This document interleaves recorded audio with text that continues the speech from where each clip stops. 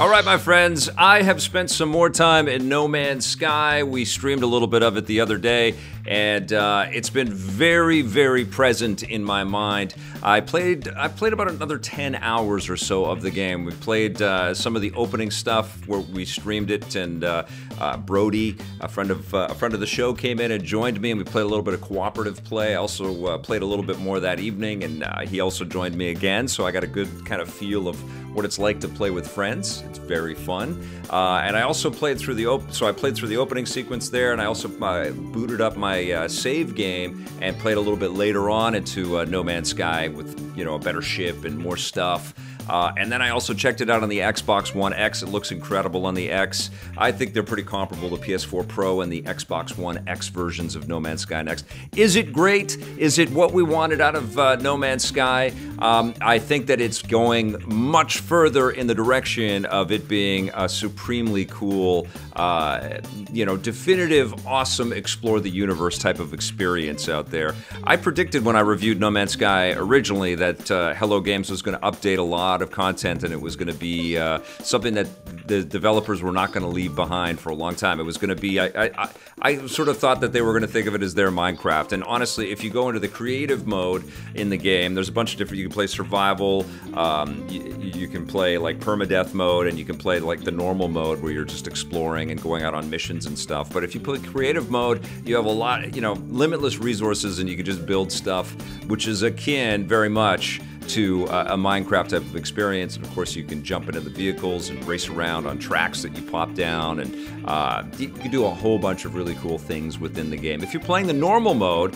you are still kind of dealing with all of the resource management and the frustrating lack of room in your ship and in your exosuit. You're constantly having to sort of deal with using up resources, having to go and collect resources. So that is still a big part of the experience, and it's very time consuming. The thing about this game, and I'm one of those people that doesn't mind it, honestly, because I just enjoy my escape with it. It's a very zen, chill experience. Even when, you know, you're being hunted by pirates or something out in space, this is a very, I find, just chill, relax, you know, escape into a type of game. I don't want to say it's a stoner's dream game, but it's a stoner's dream game. You can just sort of go around and land your ship and go and, you know, extract some stuff from a flower, or use your mining laser to, you know, grab a bunch of resources that you need out of the rocks there.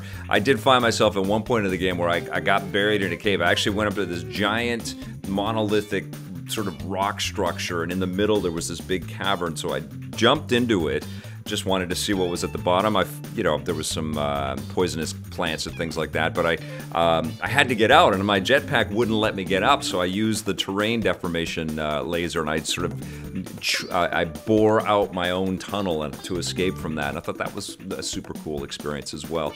The big things about Next are, and I jumped into freighters and stuff as well, which is a new thing here. You can actually command freighters, and the big thing though is that you can play with other people, and as a cooperative experience, this is going to be a ton of fun. It adds a lot more value, I think, to the core experience. But I just dug sort of going off on the branching missions. You know, I talked to an alien, and the alien would suggest go off and scan 3 different animals, and then come back and see me, and the rewards would be there. I was finding, as I had when I first started playing this in 2016, all kinds of alien structures that I would learn new words from. All of those elements have been finessed, so the aliens look better, there's more animation. The fact that you can customize your avatar is really cool, but also necessary, because now you can play cooperatively. Or you can challenge each other too. You can run into other humans and they can start shooting at you, and because this is such a game of you know, survival and loot, and, you know, whoever has the best stuff wins kind of thing, you got to watch out who you run into out there. But, you know, obviously the universe of this game is enormous. It's fun to explore, but the big thing for me in this game is the visuals have been kicked up quite a bit. but I love the third-person mode. You can play it in first person, you can play it just like you could in 2016, but playing it in third person turns the experience into a slightly different game. It's not completely different. It feels fresh because I put it away for a while, but I've come back to it. And playing it in third person does kind of give me that Grand Theft spaceship kind of thing, you know? And the animations on your character are pretty cool. You discover that you can climb up ladders and things like that when you're going into big tower structures. But there is a ton of repetition in the game, whether you play first person, third person, whatever you're going to do. You're going to see a lot of similar kinds of objects and you know, plants and animals from planet to planet. At least they've added the ringed planets and some cool clouds and some beautiful sunsets, and the photo mode is something to really take advantage of as well, because you can position the sun and you can put the camera wherever you want. It's just a chill escape, and I love it for that. I love the game for that. I love the game, period. I thought it was awesome in 2016 as well. I think it's more awesome in 2018, but I know it's not going to be for everybody, because the you know, the conflicts and the content come at its very deliberately slow pace, and then all of a sudden you're dead, and you got to go back to your grave and find all of the stuff that you collected again, and try to cram it into your very sort of lean, you know, closet space that you have in your exosuit or in your spacecraft, and you're constantly coveting other people's spacecrafts when you land on bases and things like that. You're looking over there like, ooh, I want that, but you don't have enough credits because you got to go off and, you know, scan things or do the missions or find some valuable loot, which you won't have room for. So you're going to run into frustrations, and you're going to have patience.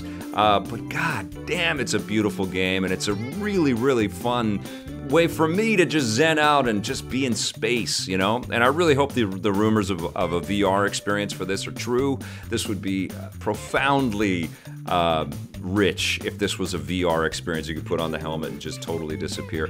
This is the game that I don't want to stop playing. I don't want to, but I feel like we have to talk about it. I have to kind of give you my thoughts on it, give it a score, a nice tidy little number for it. But this is an eternal game. This is one of those never-ending, you know, so bountiful it's ridiculous kind of games that won't be for everybody because of the big breaths, you know. And what's interesting is I took a break from playing No Man's Sky last night just before I went to bed, and I played another round of Fortnite. And the difference between an experience like Fortnite, where there's a loneliness to Fortnite, but only until they find you, you know, and you're constantly on your edge of your toes, edge of your seat, trying to figure out, you know, where you should go and how you should be positioned and what you should build in order to beat the other person. This is a totally different type of experience. You're alone.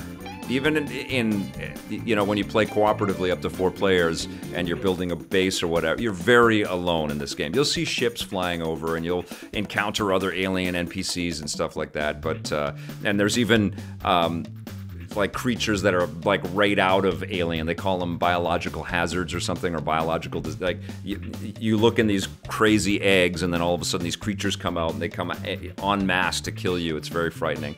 And the pirates gang up on you as well. I still love this game, and it's getting better and better, and I know that Sean Murray and his team at Hello Games are saying, look, a lot of people have stuck with this, a lot of people are coming back to this, and they have no end in sight for adding new content. They're adding new stuff every week. There's, you know, they've posted something online where you can chart a part of the galaxy, and they're letting the players kind of find different planets and add data and all that stuff to this. It's an amazing escape, guys. That's all I can say. I'm going to give No Man's Sky next in my re-review. I think I gave it about an 8.5 the first time I reviewed it. It's better now, and it's not dropping in my estimation. I'm giving it a 9 out of 10.